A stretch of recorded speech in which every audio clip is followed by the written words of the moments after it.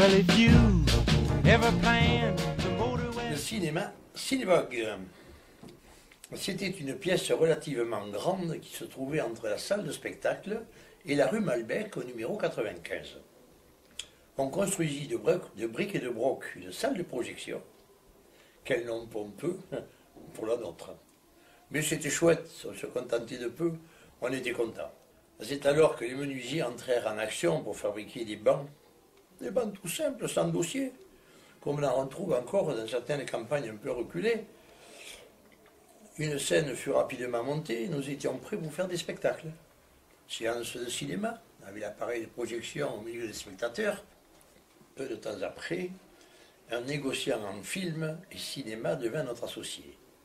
Il fournissait 2 appareils de projection, les films, la publicité en affiche et sur le journal. On faisait la queue et il fallait être de bonne heure pour avoir des places. Il y avait... Et là c'est pareil, on retrouvait cette convivialité, parce que c'était les gens du quartier. Bon, il y avait quelques extérieurs, mais c'était les gens du quartier.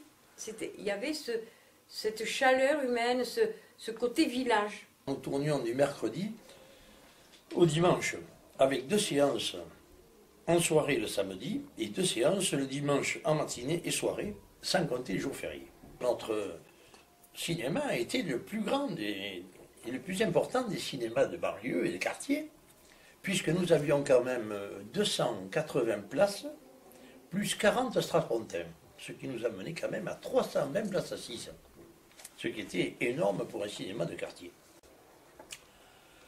Et notre associé, il avait pu se glisser dans la filière de Paramount, ce qui fait que nous avions les très grands et les très beaux films une quinzaine de jours après les grands cinémas du centre-ville, qui eux, effectivement, l'avaient quelquefois encore à l'affiche.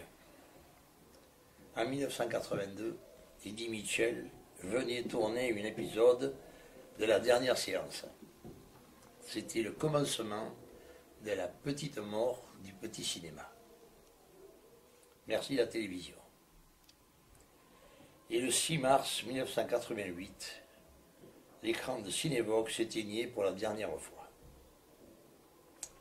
Je ne peux pas me passer de remercier tous ces bénévoles qui ont œuvré pour le bien de l'Union Saint-Jean pendant près de 40 ans.